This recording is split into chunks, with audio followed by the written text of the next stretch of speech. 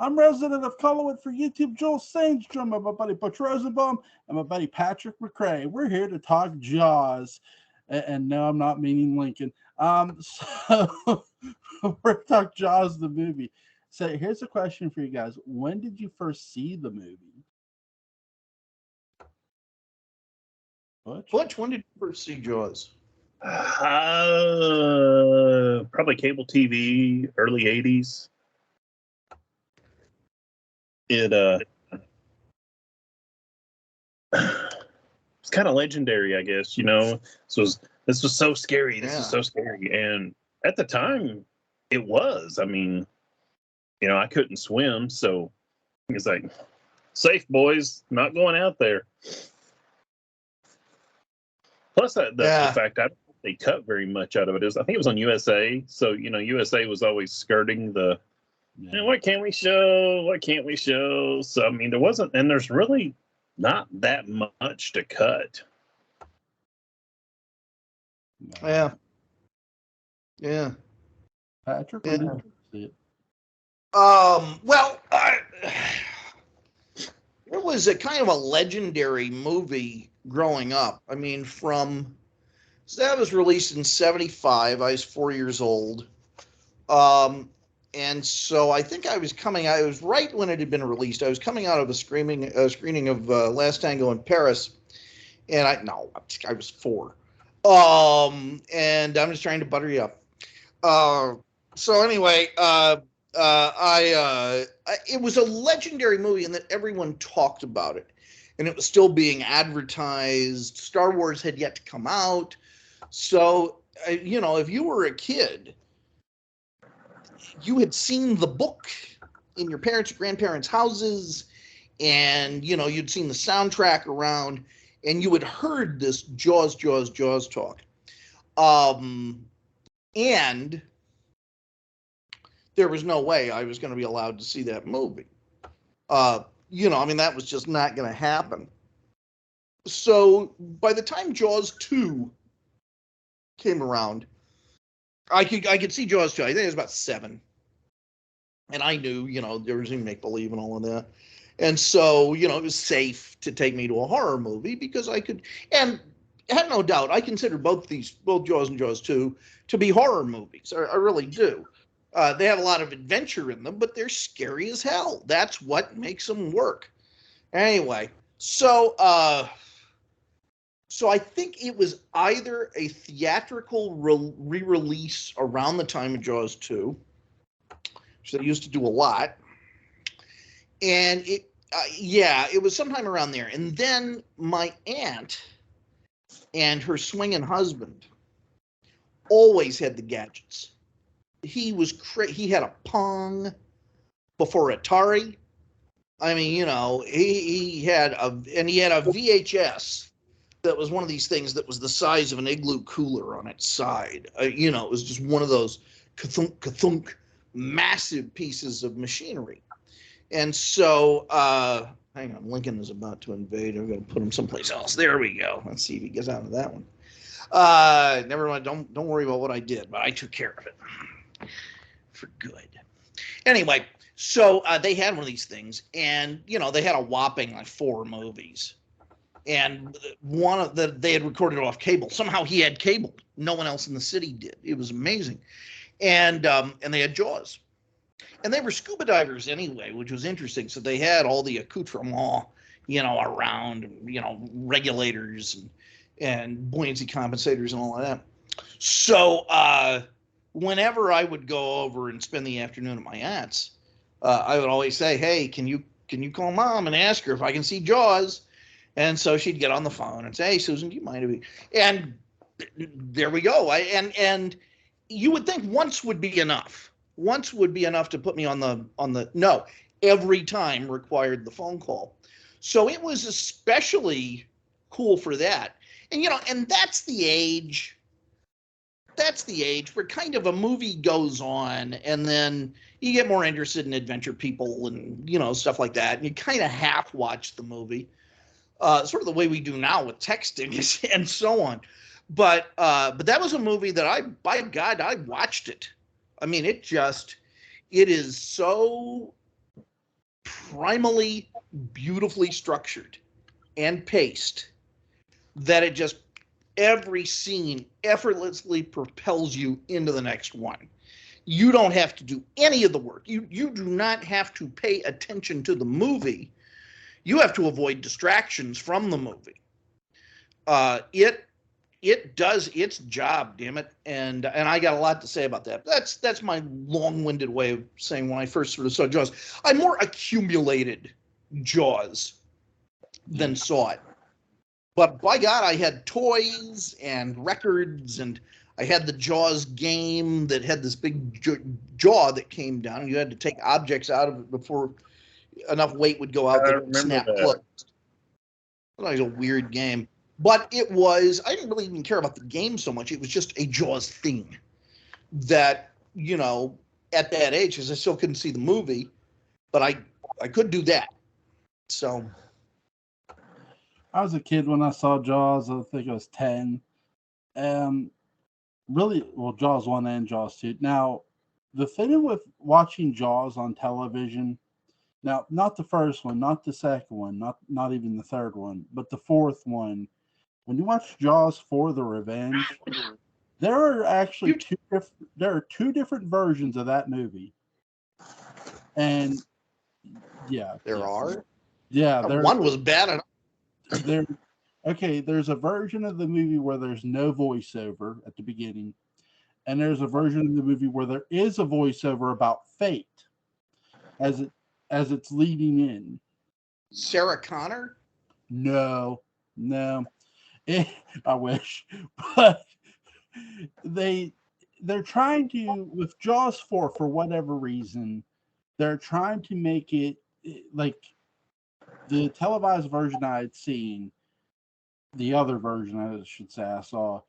It's like they're trying to suggest that this, like the shark stalking the Brody family, has always been fate, and basically they're trying to make it like the original Halloween, but with obviously Jaws.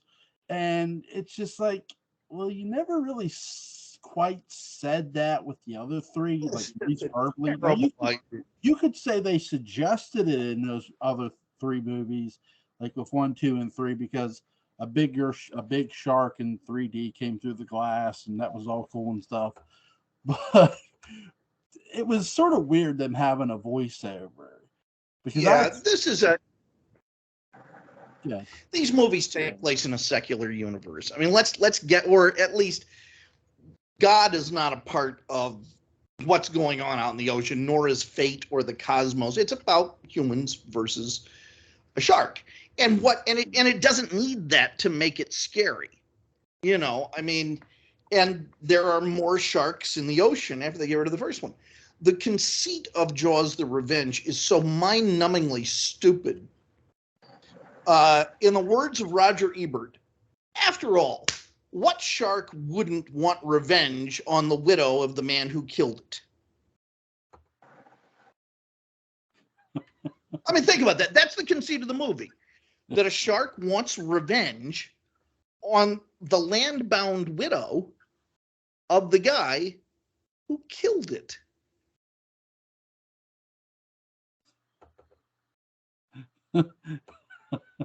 Got nothing. I'm out.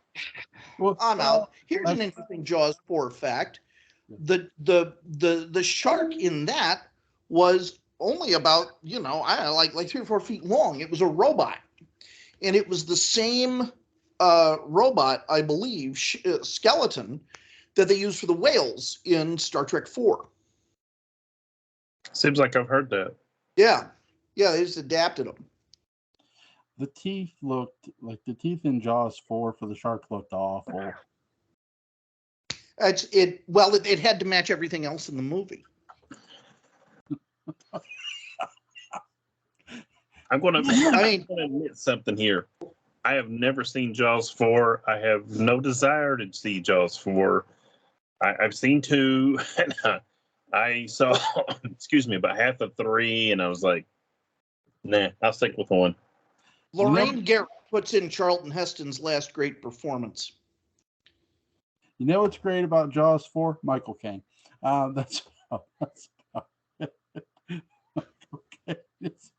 Sure. Yeah. I mean, but that's like saying when you're having a particularly horrific post weird food bowel movement, that being trapped in the bathroom with Michael Caine is the best part about that experience. It's not a place where you want to see Michael Caine have to be. No, there's a, Think okay. about that. That's in his contract now. He So- won't go in the bathroom when I'm there.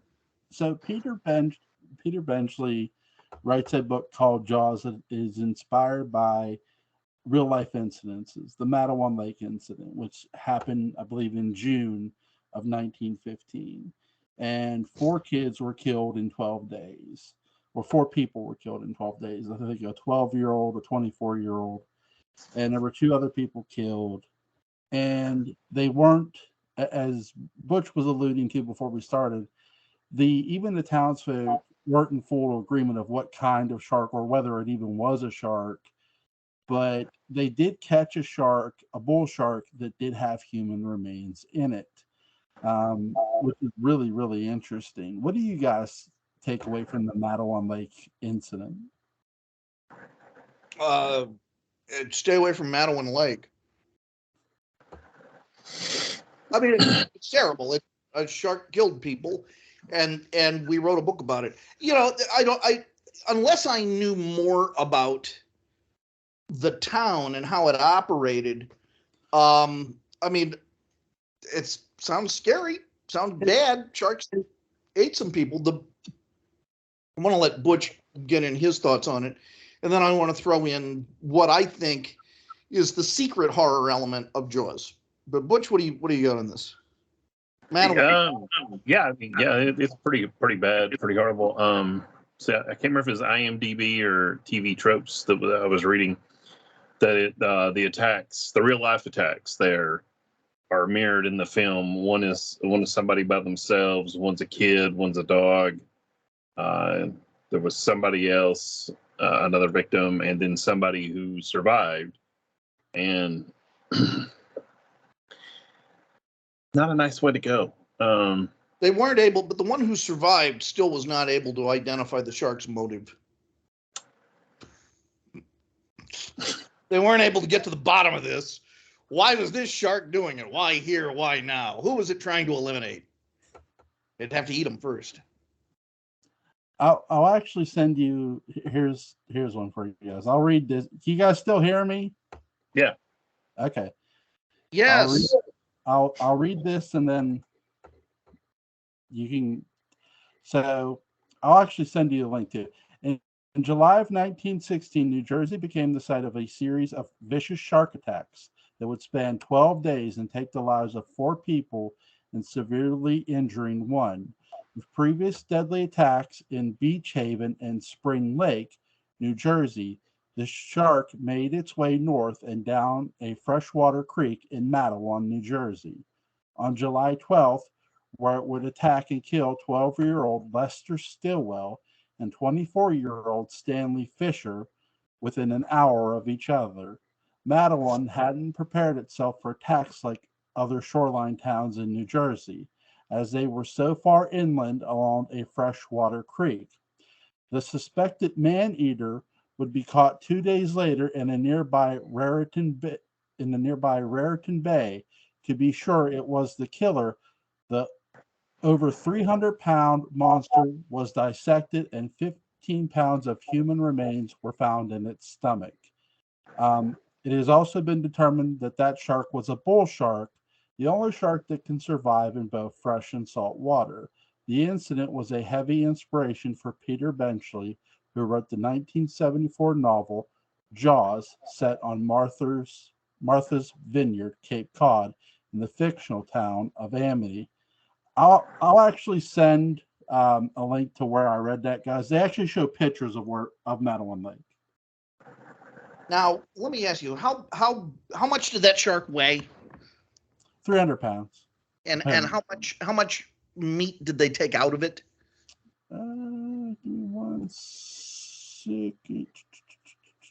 15 pounds.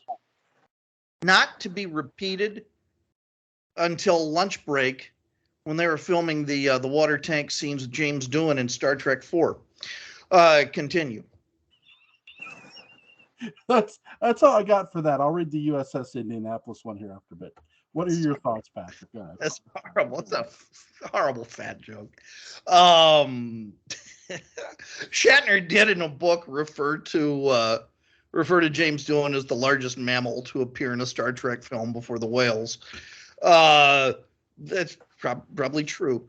Moon's a window to heaven. So here's the you want to know the actual inspiration for Jaws? Okay. I'm totally serious here. It's a 19th century social conscience play written by Henrik Ibsen called Enemy of the People. And it was later rewritten by Arthur Miller in the 50s. It's a very good play. And it has more to do with Jaws than anything else, because it's the real horror. When you were talking about the Matawan Lake incident, I kind of wondered, well, one of the scary things would be the government, the local government, being ineffective at dealing with this and protecting people. And the scary thing is, Larry Vaughn, Mayor Larry Vaughn, and Larry's terrible policies and his refusal to close the beaches when Brody said. And the town's willingness maybe to embrace a certain amount of risk for economic, solidity or whatever. In Enemy of the People, it's a town that is makes its money off spas, on hot springs. And the most beloved two people in town are the mayor and the mayor's brother, who is the doctor in town. And the doctor does some tests and finds out that there's poison in the hot springs and that it's killing people, and tries to get them shut down. And his brother, the mayor, refuses. And because the people are economically dependent on those hot springs. So it's not quite as dramatic as what goes on in Jaws, but it's very true. And that has echoes that bring us to people's reactions to what Dr. Fauci was trying to do during COVID. That was a very Jaws-like experience. I felt like I was living in Jaws every day. That, well, those schools are gonna remain open. Those beaches are gonna remain open. It's like, oh, okay, I'm out here in my water wings. I like what my kids at school did for when they were talking about when COVID was first announced. They had sat down with the parents and they said, now you can continue to send your kids to school, or you could take them home and we'll teach them across the computer.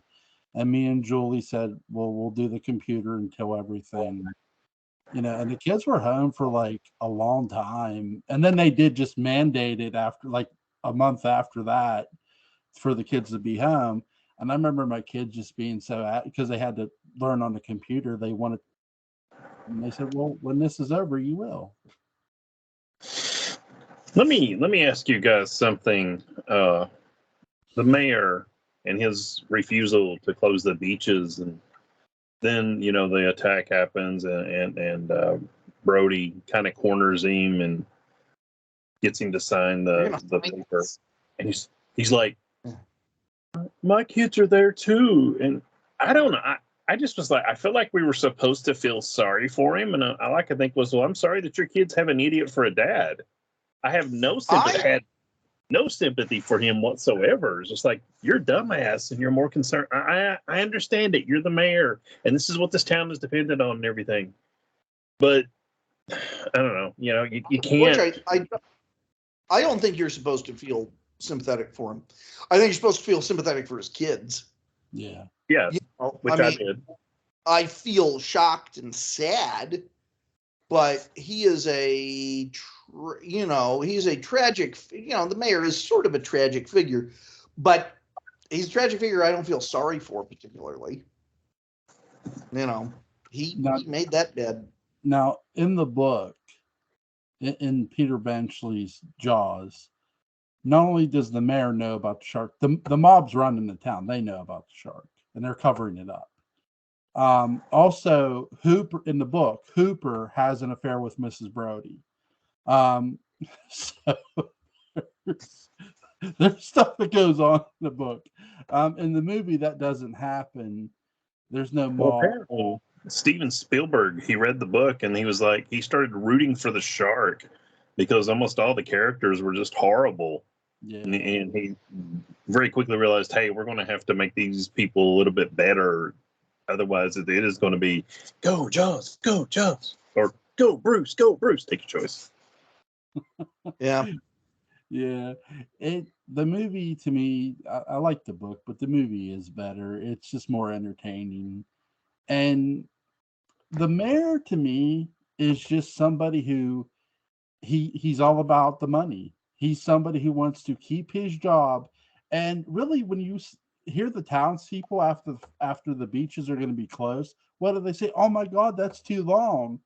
And it's like they know that somebody's been killed, even after they know a boy has been killed, and they're threatening to probably close the beaches. And that's where obviously Quint takes his fingernails and cross the chalkboard, famously. But it you really have a great moment that you understand that, yes, the mayor is an idiot, but he's also a reflection of the people who elected him. Sure, he's carrying out their will. I wish Quint had said, "I'll bring you the head and the tail. The rest of it's up to you. I'll get those first two parts, but you've got to take care of the middle of it. So maybe some indigestion or something. But I'll take care of the head and the tail." And that would be enough. You can't bite, the shark can't bite anybody with no head. Unless it's like a worm or something and it grows those things back, or a dachshund. You can cut a dachshund in half with a katana and it will grow hind legs again and the other half will grow a head again. It's a horrible thing. Katana. It will not work with a long It's only sword. katana. Now, you guys, I know you guys play the video games. You play the Pong and the Asteroids and Missile Command. Have you seen this game, Maneater? Yeah, I've heard of it. Have you? Oh, Joel, you sound like you don't like that. I've not played it. I've seen it. I've heard it's very fun. It is good. I've started playing it. It is a lot of fun. I just pre-ordered what is it, Starfield, which comes out August 31st. So, which is announced. Not on PlayStation. Not on PlayStation. I have an Xbox Series X. So. Yeah. Now I know what's wrong with Joel. I wasn't going to say it. Okay. I will. So back to Jaws. There is a question, Joel, that I think is dramatically. It's a really interesting question. I was doing some director mojo on the movie and thinking about it today. And there is a really important story element that I'm sure Roy Scheider had very definite feelings about, and he and Spielberg probably talked about. And it's the most important question really in the movie from a character development point of view.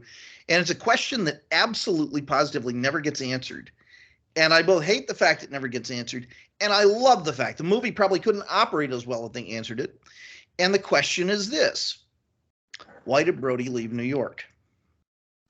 Not in the book, not worried about the book, but in the movie verse. In the movie, why did Brody leave New York? He left New York because there was too high of a crime rate. There's too many people. It's one person can't enforce the law in a big city. What was the event then specifically that made him realize that crime rate was so bad he had to get out? I would say something maybe close to his neighborhood, probably murder. Give or take. I think he choked up.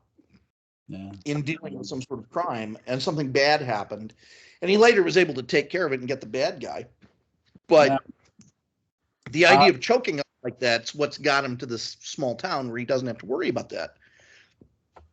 Kind of a vertigo deal? Little bit, yeah. And so that makes him up on that mast and having that moment so important. I always wondered if Brody had shot a teenager who had a gun. and that would have been the moment. But I know, but that's used for another character in another franchise called Die Hard. So, but I think it might have been somebody who was trying to hijack a pie eating contest and had gotten a gas tank lodged in his mouth, and he tried it then and it didn't work, and now he has his second chance. I sort of wish they would take a character like Brody, not specifically Brody, and apply it to the Halloween franchise. Here's a character who yes, reads about the history of Haddonfield, understands it, yet still takes his family there despite the risk of running into a serial killer every year. And here's why. Think of Jaws. What does Brody say even after his son is nearly attacked? The shark goes by his son, and his other son's being held by his wife, and he goes take him back home, and she's like, back home in New York, and he's like, no, back here home. Brody would sooner face a great white shark, no matter how big, rather than go back to New York. Now, there's got to be somebody out there who's like, I'd sooner face a serial killer once a year rather than to go back and live amongst crime and people getting shot and somebody shooting through my window. Is there option C? What's option C? I don't know. I'm asking you. I don't want either one of those. That's why I live in Knoxville. My great uncle, I told you this, was from Whitwell, Tennessee. Tennessee has tornadoes. You live, tornado alleys down near that way. So, I mean, you face a constant danger of bad weather that could just destroy your house. I have lived in more tornado-friendly places. Tennessee, East Tennessee is sort of in this mountain pit on purpose because the original settlers kind of wanted to keep it safe from outside ideas. Jack Neely wrote about this.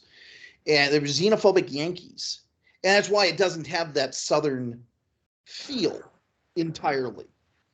And so yeah, we don't get, like, anytime you hear about crazy inclement weather, other than the occasional lethal rainstorm, I don't think we get. It never gets as hot as it does in the rest of the country. It never gets as snowy as it does in the rest of the country. Butch, would you say that's accurate when you look at? Yeah, there's been a few. There was a hurricane tornado that hit actually close to where my parents live, Claxton, Tennessee, and it actually destroyed one of somebody that they went to church with's house. I mean, there's been a few, but I mean, I'm in my Nashville 50s, is and I can more recall of two. So, yeah, Nashville is more of a tornado area. Usually, the mountains. You've got the mountains, and the tornadoes will either burn themselves out or they'll go somewhere else. So we don't know. We don't get them very often. Yeah, I think there's somebody like Brody who he'd chance facing off against a shark rather than go back to a crime-infested big city. It doesn't have to be New York. It could be LA. It could be Pittsburgh, PA. It could be anywhere that has a big city with a lot of crime. He'd sooner face this animal that could tear him to shreds in a second than go back. Yeah, and I mean, after the first movie, Brody knows to call the Coast Guard. There are people to call in. And also, to me, you can look at it as, yes, the shark is a man-eater, woman-eater, whatever. But you understand it. You instinctively, we know it's hungry. That's why it's doing this. It's not, I'm sure the victim's family would disagree with this next statement. It's not malicious. It's just looking for food. And that's, he can understand that as opposed to maybe some weird, serial killer or freakazoid or kid high on goofballs or whatever. And, he can understand. What? It has bad eyesight. We also don't know what would have happened if they had waited a week after closing the beaches, because Brody both closes the beaches and calls in Quint all at once, you know. And you know, I don't really know, but you know, a shark's main source of food usually is seals. Yeah. And that's why they attack humans, is that their eyesight is so terrible. They think the human is a seal. And what happens traditionally is they take a bite out of it and they realize, oh, no, this is not for me, and moves on. Because, you know, I think compared to a seal, a human's mostly bones. You know, seal's a nice big sack of meat, and human not so much. So it's an inefficient way for the shark to spend its energy, you know. You know, I think if they had just waited a week or two, shark would have probably gone away. Mm-hmm. I mean, they're very territorial, but if the food source is gone, because I think, you know, the shark attacked Susan Backlany, and, you know, fairly shortly thereafter realizes, oh, there's some people on the beach. If they had just waited that out, I think it would have been likely the shark would have gone away. I agree with your rationale, but I'm going to respectfully disagree. Please tell me in the instance that I feel like, you know, we're talking bad about the mayor and keeping the beaches open and whatnot. I feel like for the sake of the townspeople, they had to go after it. They had to come back and go, boom, yes, here you go. You know, we've caught the bad guy. We've killed the bad guy. You know, it's safe again. And that, at least that's my impression. Well, and the cost of that too is Ben Gardner and his boat and his crew. They never, you know, Brody. Oh, did Ben Gardner get this? Because he's an experienced fisherman on the island. He's probably him and Quint are probably the two best. And if you don't see Quint out doing it, you know, you say Ben Gardner. Well, Ben Gardner's never he's the guy who talks to Hooper and says, you ain't getting in that boat with those other crazy fellas, are you? And when they go out, you never see him again or his boat until they discover his boat, you know, in the underneath the ocean waves, and there's a big hole, and you see the head pop up, and that's when Hooper pulls the tooth. And he drops it because of that, you know, the body scaring him and stuff. I think that the shark is going to come back, because this shark is supposed to be this town's menace for whatever reason. You know, it's here to stay. The girl was sort of the appetizer, and everybody else is the main course. Susan Backlany is very appetizing.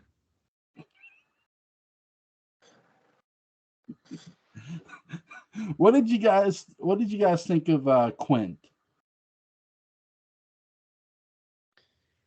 He's a very sad character. You know, he's sad and crazy, and he's, you know, living in a morass of survivor's remorse, and is specifically out there to get killed. He finally gets what he wants.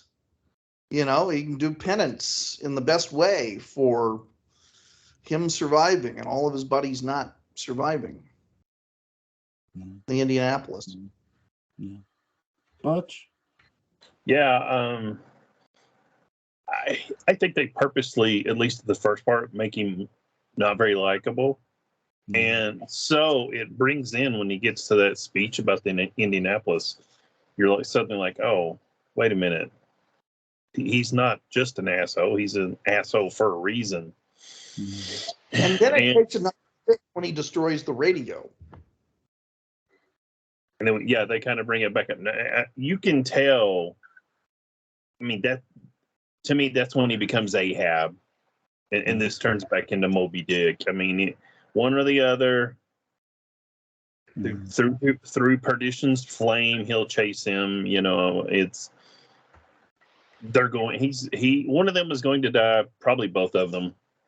And maybe you don't care for him, but you sure do learn to respect him. Quint is also the McCoy, because you're dealing with a manhood triumvirate on the boat, and both Hooper and Quint have expertise where Brody doesn't, but it's so far in each direction that neither are always that realistic. Hooper thinks, well, maybe I can jab this thing in his mouth if I get him close enough, et cetera, which is crazy. Hooper knows exactly how strong that thing is, how fast it can move, and what the shock of it hitting the cage is going to do. So, Brody is the one he is the Kirk. He synthesizes both of them. And, he has Hooper's sense of strategy, and he has some of Quint's bravery, or desperation just when he's up on that mast. And I think Quint's presence of mind, which Quint has, more often than not. So yeah, you're dealing with this exploration of what it means to be a man at that time, and that Hooper and Quint are exaggerations going off in two different directions. I got something for you guys. Can you guys still hear me? Yes. Yes. Okay. Oh, give me 1 second here. Okay. So on July 30th, on July 30th, 1945, a United States ship USS Indianapolis was torpedoed and sunk by a Japanese submarine from a crew of 1,196 sailors and Marines. 300 went down with their ship. Around 900 men survived the initial sinking. Many succumbed to shark attacks, dehydration, and salt poisoning soon after. By the time rescue crews arrived, only 316 people could be saved. The sinking of the USS Indianapolis marks the greatest loss of life at sea from a single ship in U.S. Navy history. The echo of the devastation tragedy can still be felt today, with a campaign in 2001 successfully lobbying for the exoneration of Captain Charles B. McCray III, who had been blamed for the sinking of the ship. So, what do you guys think of because it's not till this happens. It's not until this happens until sharks are actually studied. So, I mean, it's horrific. It is one of those, when you go into the service, I imagine you think, well, if I buy it, I'm going to buy it with a bullet to the head or something. It's going to be fairly fast, or an explosion, or a plane crash or something. You don't think it's going to be this prolonged torture. These guys showing such incredible bravery and selflessness, and then to be repaid for that. And of course, because they were delivering the bomb and it wasn't on the books, it was just this perfect storm. There's sorry, I wasn't trying to stop Butch from talking, so I apologize if I did. There's another ship. It wasn't attacked by sharks. It's called the Lusitania. And it was sunk by the Germans. And it was carrying munitions. Just that wasn't on the books either. So you could see in the water, in fact, a Prussian helmet spike come up. And that's how they knew the Germans were coming after them. And then it would go back down. You would see that helmet spike. Dun, dun, dun. It's true. Yeah, Butch. I was going to ask, Patrick's actually already answered it, so I guess this is more for you, Joel. Is Jaws a horror film? Yes, it is. Is Jaws a slasher film? What a great question. Well, what do you define as a slasher, I'll ask? You're answering, so you answer. To me, no, it's not a slasher film. Patrick, I'm trying to say it is.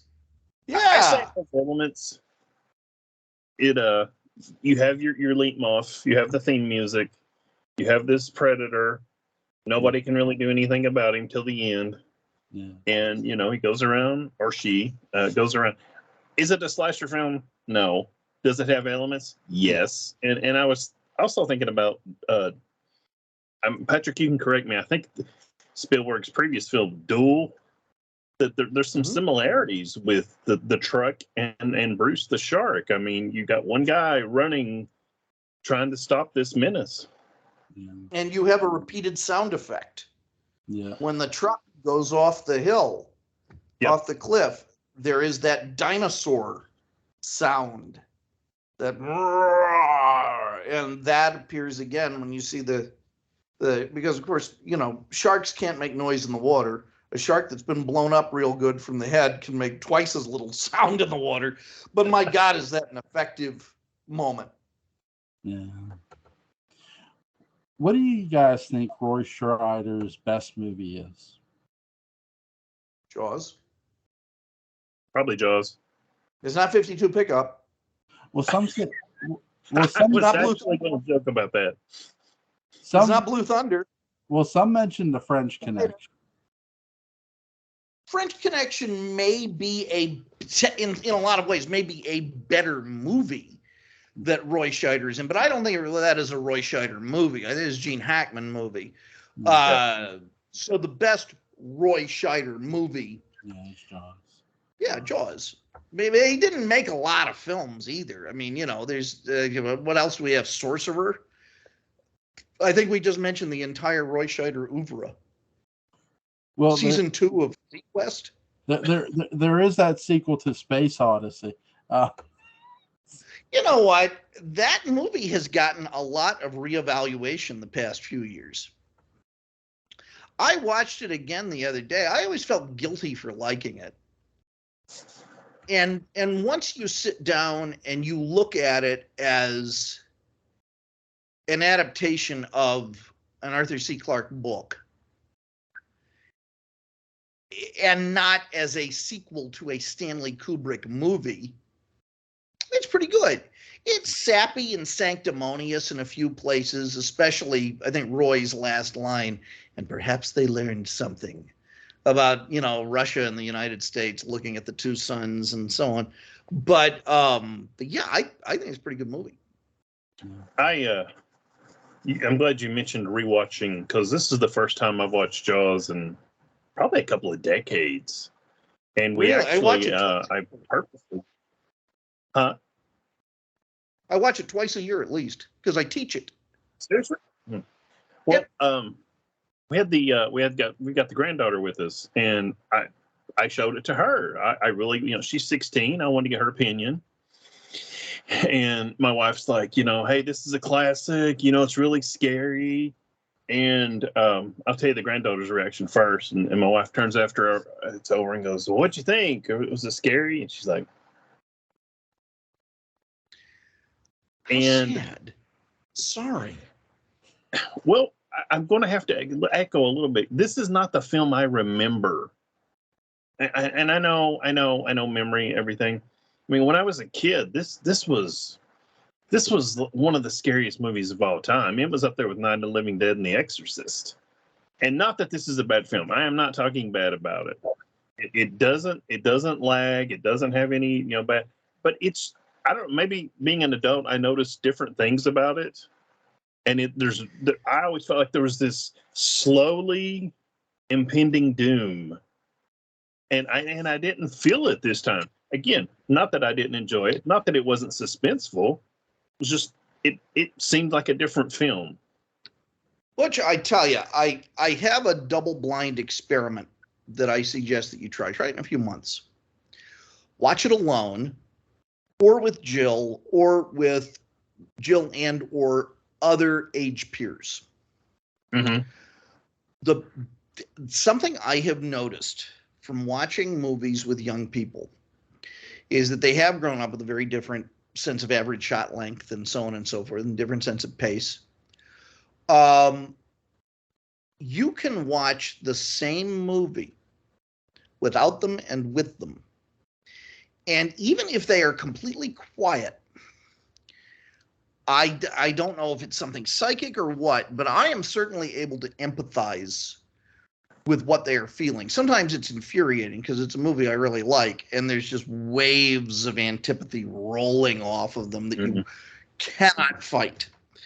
Other times, you just pick up this other culture's feel. And I'll give you a good example. When Rise of Skywalker came out,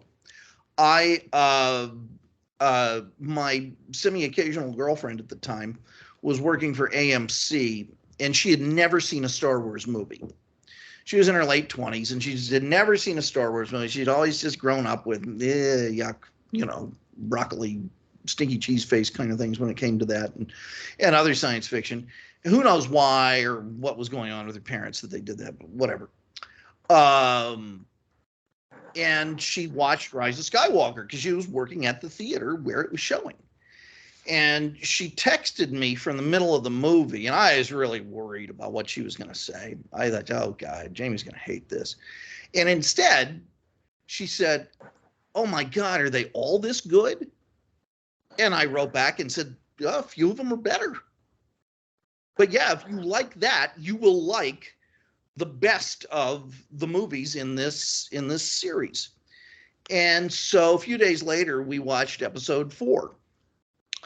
And the best of them, because it's one of the best movies ever made. And it was funny because suddenly I was watching it through her eyes, and it seemed to be a collection of the longest, dullest future kitchen scenes I had ever seen in my life. The movie, when it gets to Tatooine, seen through her eyes, felt like it spent 3 hours on Tatooine. As like it, even though I think Luke only has 2 scenes with Beru and Owen, are dealing with food services, it felt like there were more long, boring dinner scenes than in that second Avengers thing, where everybody's dead and all they do is sit around and eat sad, mournful meals for the first 3 hours of the movie. And it wasn't like that. But this is my long-winded way of saying that her sense of pace is very different than yours, and you can pick up, empathically, you can pick up the experience that other people are having as you're watching the movie. It's the weirdest thing, and I would argue that's what you picked up on. Maybe. As you know, Patrick, well, my hatred of the Texas Chainsaw Massacre remake, literally one of the worst films ever made, should be destroyed. And that's the start of how I feel about it. And meeting younger people, I'm Gen X, I don't know, millennial, Y, whatever, whoever, the people that came after us, and they'll watch the original Texas Chainsaw Massacre. It's not scary. It's not scary. I'm like, are you out of your damn mind? But they watch the remake and they're like, oh my God, it's so scary. I'm like, no, this isn't even suspenseful. Well, and but I can tell kind of you goes back to what you're saying. I can tell you one of the reasons. They have been raised on a language of horror movie that didn't really exist when we were kids. And so they were raised on a language of horror movie that basically just comes out and says, this is a horror movie. This is what's going to be scary. This is the way it's going to be told. This is how it's going to look. This is how it's going to sound. Enjoy, and that's it.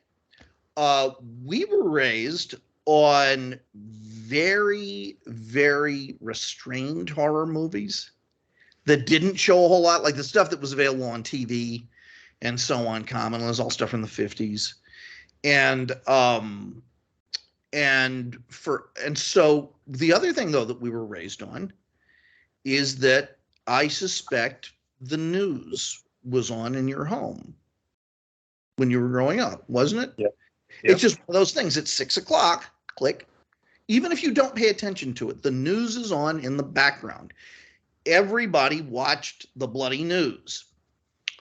and they don't deal with that. Or if they do deal with news, it's this weird music video soundbite crap with digital globes flying around and all this stuff on Fox, rather than the camera's going to linger on the assassin who does these horrible things. I mean, we at least grew up in the memory of the Vietnam body counts and so on.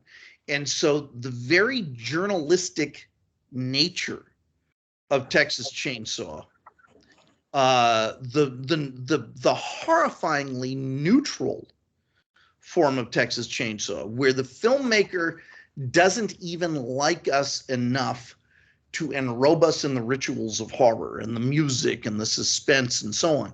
Instead, Tobe Hooper is like, you're going to watch what happens. Yeah, there's not going to be music. Yes, we will cut away when she actually goes onto the hook, but you'll hear something. Mm-hmm.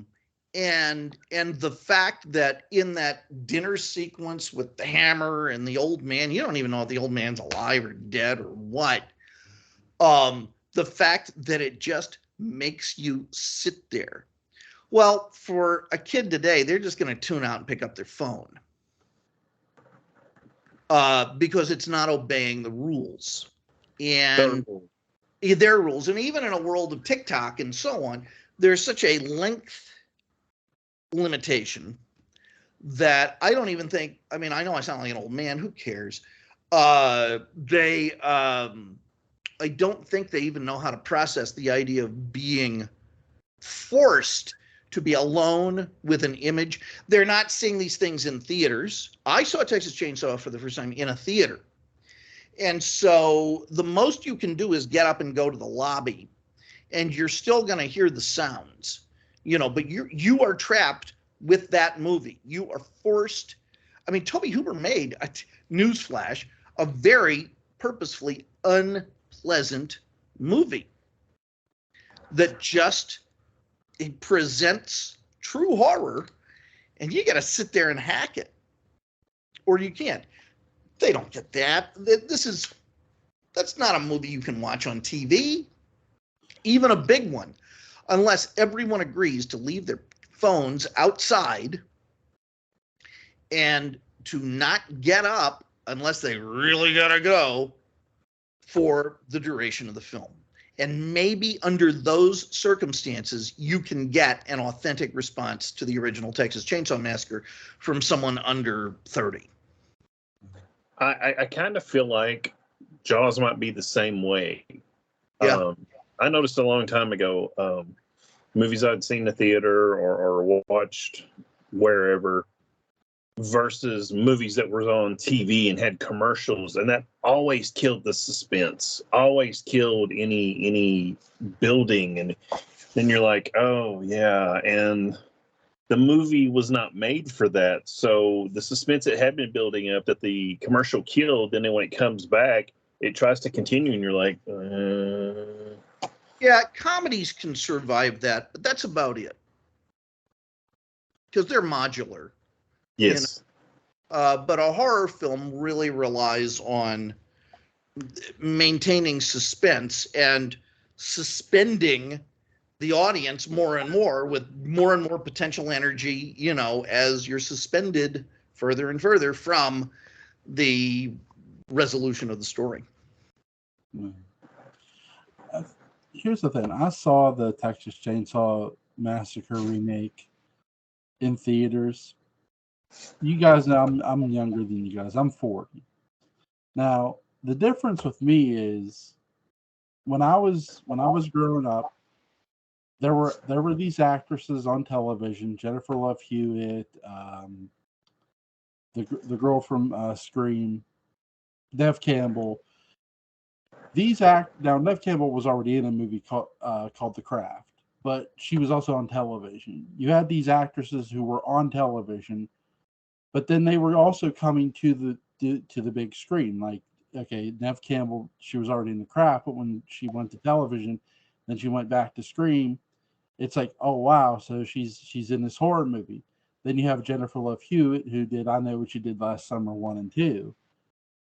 But I bring this up because the girl in Texas Chainsaw Massacre, the remake, was in this series called Seventh Heaven. And when everybody saw her at that time, who was my age, who were horror fans, we all said the same thing. It's not a matter of if, it's a matter of when, because you know she's going to be in a horror movie. You knew she was going to be in Hollywood, in movies. And what movie was she going to be in? So we're all waiting. So 2002, we hear the announcement that she's going to be in the Texas Chainsaw Massacre movie. And I said, oh, okay. Now, we didn't hear who else. We didn't hear the rest of the cast of the movie. At least I didn't. I know my brother didn't when me and him went to go see it. We were walking up to the movie theater in Uniontown, Pennsylvania. We get to where the poster is, and you could read who's in the movie. And she's the biggest name in that goddamn movie. Literally. Lee Ermey. Well, yeah, I was going to mention that, but yeah, for kids, probably Jessica Biel would be the biggest name. Yeah, right. It should be R. Lee Ermey, even for the kids. Well, here's the thing, though. R. Lee Ermey is not a protagonist in that movie. I know, Jewel. I'm funning you. I know, but that's the thing, though. Like, I love R. Lee Ermey. He's a great actor, and the twist in that movie is good with his character. But with the reason this movie did not even connect with me is because when I saw her as the only real name as a protagonist, I'm going. I pulled out a $50 bill and I laid it to my brother. I said, $50, she lives, because she's the only name. My biggest complaint, and it's another reason I do not watch the movie today, is because it's too predictable. I should not be walking up to your movie poster or anyone else's and calling it about who lives because of who's not in the movie. The difference when you watch I Know What You Did Last Summer, look at the cast. Yes, Jennifer Love Hewitt's in it, but so is Sarah Michelle Gellar. Sarah Michelle Gellar. So is two other well-known actors. There are enough names in that movie. You're not sure who's going to live till they start getting picked off. You know, the reason I don't see that movie again is that it was bad, and that I legitimately, unless you guys are talking about it, I totally forgot it exists. For me, there's the first two, and then that's really all. That's all I bothered to see. Did you see the new one on Netflix? That was good. No. You Butch had reviewed that. No, I mean, I'm not big on cannibals, and that. I feel like Toby Hooper gave me everything I wanted from Leatherface and his wacky family, you know, until Devil's Rejects. And you know, Rob Zombie managed to do so many new and interesting things, basically with his own sequel to Texas Chainsaw, because that's how I look at it. This is a much better, smarter sequel to Texas Chainsaw. Than the sequel to Texas Chainsaw. God love, you know, the people involved, but Devil's Rejects is a better movie. And it's a smarter movie in terms of showing us exactly what would these characters actually do? Where would they go? How would they behave? And but I just forget that movie exists. Jewel, I have put it out of my mind. I recommend you do the same. It's not worth it. I want to say one more thing about it, and then we'll call that it on the remake. Sure. That is the only, in my soon-to-be 55 years on this earth, that is the only film I've ever walked out and asked for my money back. Was I with you that day? I'm sorry? Was I with you that day? I don't think so. I think I saw it by myself. Okay. Anyway, now here's the question for both of you. Could Jaws, I hate to reboot, reimagine, whatever, but could Jaws be done today? Yeah, I mean, it could be that you could make a movie called Jaws. I don't think. I think you would have to have for it to be a good movie, like a really good movie. I think the director would have to make a solemn vow that he is going to keep himself to the exact number of frames of seeing the shark and what part of the shark as Spielberg. I think they have to kind of make a solemn, because Spielberg himself has said, if we had had special effects, I would have had that shark all over the place. It would have been doing flips over the boat like Free Willy. But it would not have been a good movie. Would Michael Jackson have did the score? Sure. And,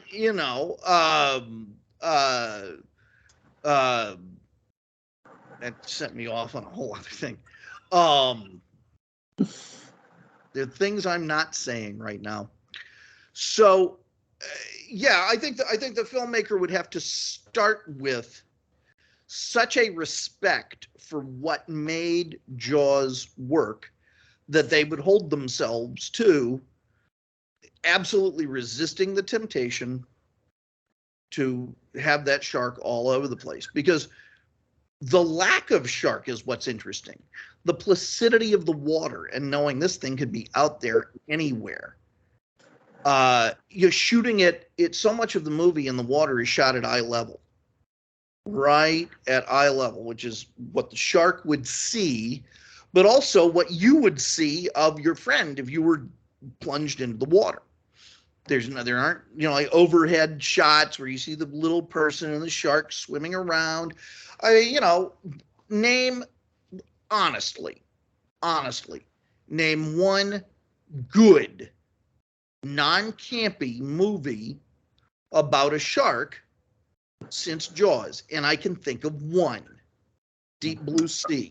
I was going to say Deep Blue Sea. Because in Deep Blue Sea, we don't see the sharks really either, or we just get a very vague sense of them.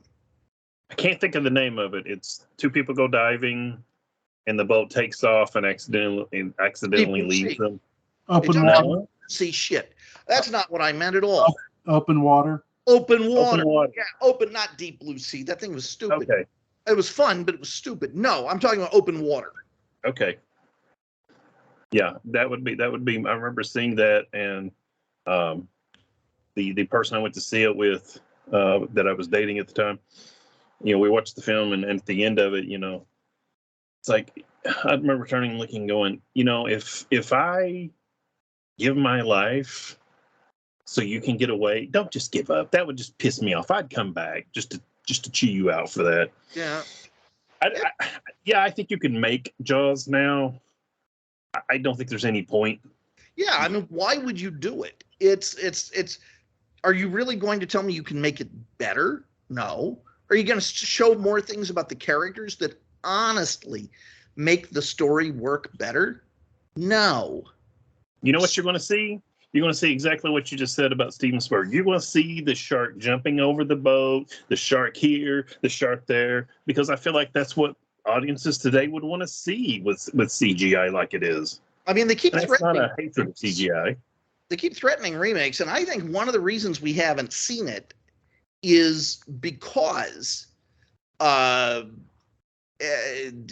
think everybody knows it would be. I mean, the only person I would trust to make another Jaws movie would be Steven Spielberg, because he would have respect for what made the first film work. I mean, and God bless him, that man has, occasionally he'll make a mistake, like re-editing E.T. and, take the guns out. And you know what he does a few years later? He says, you know what, I was wrong. Here's the version with the guns. I don't think we're going to be dealing with another Columbine because we see, government agents with guns. That's what they carry. So, yeah. I think you could do a Jaws remake. I just don't see but here's the thing too. There's been so many shark movies that have come out like with plots that are like, would you keep the same plot as the original where it's set in Amity? The story, if I had to make Jaws 5, which is not a remake, it's a sequel, it would definitely be about Matt Hooper as a senior scientist on a high-tech naval submarine dealing with a megalodon. But it would be good. You know what shark movie you guys need to watch? Santa Jaws, just for the hell of it. I like the Sharknado movies. If you accept Sharknado for what they are, they're not bad, but they aren't. You really have to go in with a little bit of their sense of humor, and if you can watch them with the eyes of a 6-year-old, taking these things with no irony, they actually are a lot of fun. Yeah, they are. At least the first two. That's the only ones I've seen. Oh, Butch, you got to see the others. They really have a lot of fun with the expanding ridiculousness of these. And David Hasselhoff as Finn's lost astronaut father. Okay, I'm there. I've been waiting for this in every movie. I cried. I mean, I had genuine tears. Is there anything you guys want to add about the movie, John? No Sharknado. No, it's not. One of my favorite stories, and I've read this several times, that anybody that hasn't ever seen this film, first of all, why not? Why are you still watching this? Second of all, the little boy and the mother, the little boy, I can't remember the character's name. The Kittners. The actress that played the mother walked into this restaurant, and she noticed on the menu it had a whatever the little boy's name was sandwich, the Butch Rosenbalm sandwich. Oh, the Tommy Kittner. And That's she really mentioned, poor taste. "Hey, I played his mother in the film Jaws." And they went and told the owner. It turned out the owner was the little boy, the actor that had played the little boy, and they hadn't seen each other since the film came out. Okay, I don't know if that's true, but God, I love that story. It's a good story. It's a good story. She apparently had to slap people at conventions over and over again. They requested it. And she eventually stopped, but she said she slapped hundreds of people. Apparently, she really did slap Roy Scheider and did it. There was like 17 takes, and one of them she knocked his glasses off. That should not have been allowed to happen, because this is one of the things you learn in stage combat. And I'm surprised it went on, because Scheider would have known this. You have a whole cluster of nerves right here. Yeah. And if you get them the wrong way, you can paralyze somebody's face. It's really bad. Did you ever listen to Mark Alamo's interview where he was talking, where him and Avery Brooks were doing DS9 in the final episode, where Avery Brooks is supposed to punch him. During rehearsal, everything went fine, but then when they went to shoot, Avery actually caught him with a punch and knocked him on his ass. I wonder about those stories. I just find it very hard to believe that those accidents take place. That to me is a very suspicious story. Not suspicious that it happened, but I kind of wonder if it was some weird method thing. Because fights are choreographed. Let me tell you, you are in such a precise place, and the camera is in such a precise angle, that unless someone else is in really the wrong place, there's no way you could even make physical contact. You're like a foot away. It just has to do with the angle that it's shot at. And that's how those things are supposed to happen. I know that if I were the other actor on the other end of that, we would be in arbitration with SAG. There would be something really wrong. That's just, you cannot run something like that. I'll send you guys the video. You can actually hear Avery Brooks yelling for help because he realizes he actually hit Mark Alamo. Well, that's good that he at least did that. I mean, it was more than Oliver Reed ever did. Stabbing at people wildly on, Three Musketeers.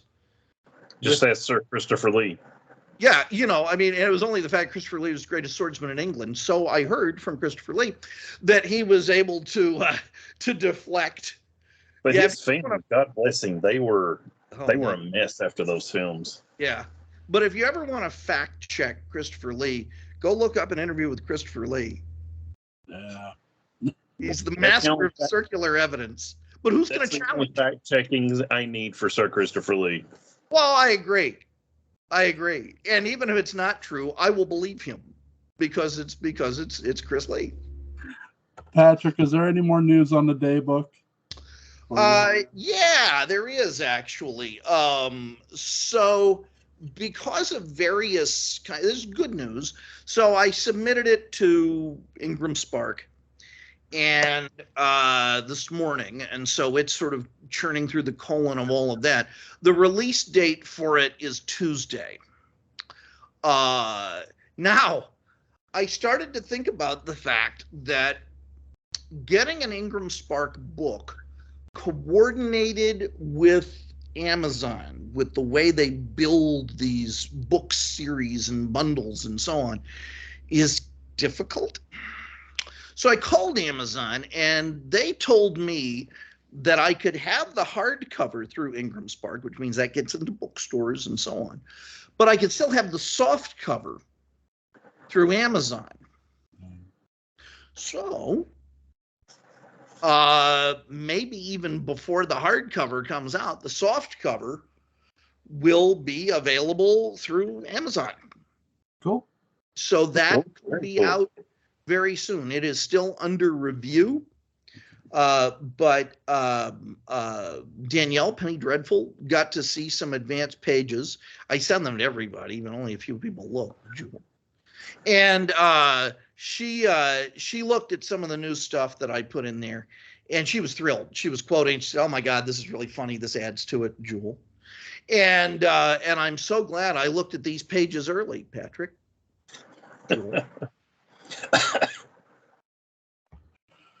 Oh my God. Anyway, there is some new stuff in there, and I think people will like it.